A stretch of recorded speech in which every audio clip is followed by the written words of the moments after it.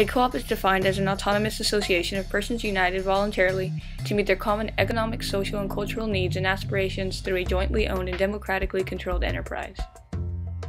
The idea of co-ops originated from the Industrial Revolution as an answer to the economic situation. In 1844 in Rockdale, England, workers who were fired and blacklisted from their factories after organizing a strike for better wages formed the first successful co-op. Since they could not raise their wages, they decided to attempt to lower prices for consumers. They then registered with the Parliament and saved up enough over a year to begin their enterprise. Their original goods were flour, butter, sugar, and oats, and they opened their membership to anyone who was willing to make the co-op become successful. 16 years later, they grew to over 12,000 members and made over $1,500,000 in sales, with new dairies, bakeries, and additional services.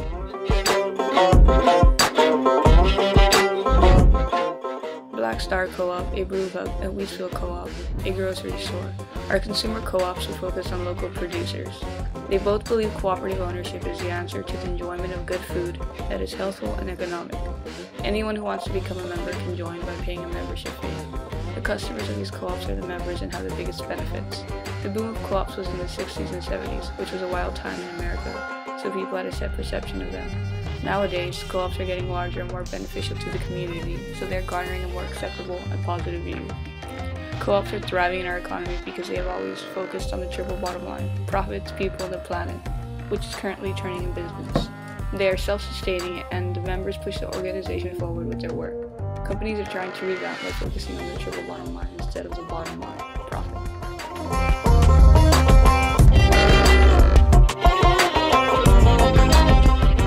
College Houses was formed in 1964 as a student government project with a grant by the Hogg Foundation.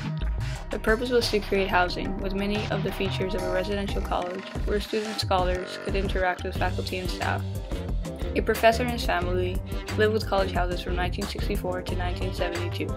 During the 60s, they had a very diverse community, and they became known as a gathering place for radicals. It was in the late 70s. This co-op closed down. Yes. Was that because of drug use? I wasn't here.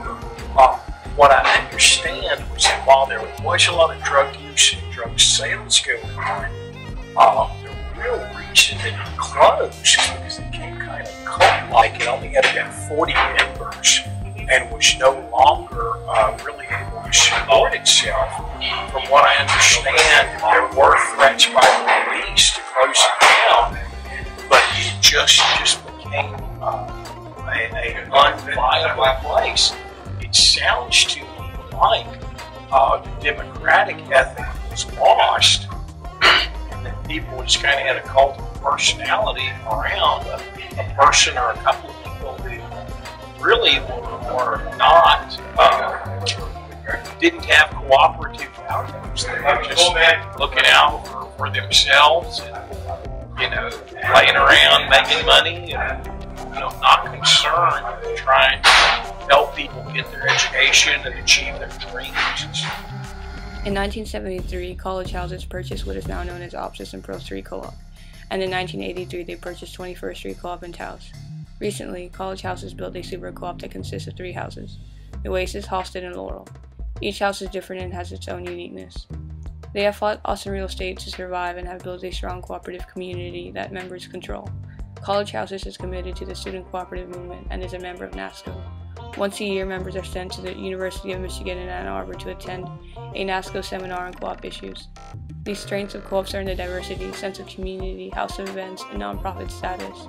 Some weaknesses and threats are competition with the university and private accommodations in newer buildings. It's pretty much stayed the same as far as building friendships around work, teaching the essence of democracy, which is compromise, that you're not going to get what you want, but that by working with other people, you may find out that you want things you didn't know that you wanted before. The world has changed so much since the 70s when I was here the first time, and we had almost full employment nationally, and $500 would cover your books and tuition for a semester. When I was young, if you could graduate from high school, you could have a decent class life with a new house, a new car every 2 or 3 years, be able to afford 2 kids. Once they crushed the unions, you just didn't have blue-collar jobs that paid well. NASCO is an umbrella organization that most co-ops in North America are members of. They provide training and education on co-ops and are a vehicle to build the movement.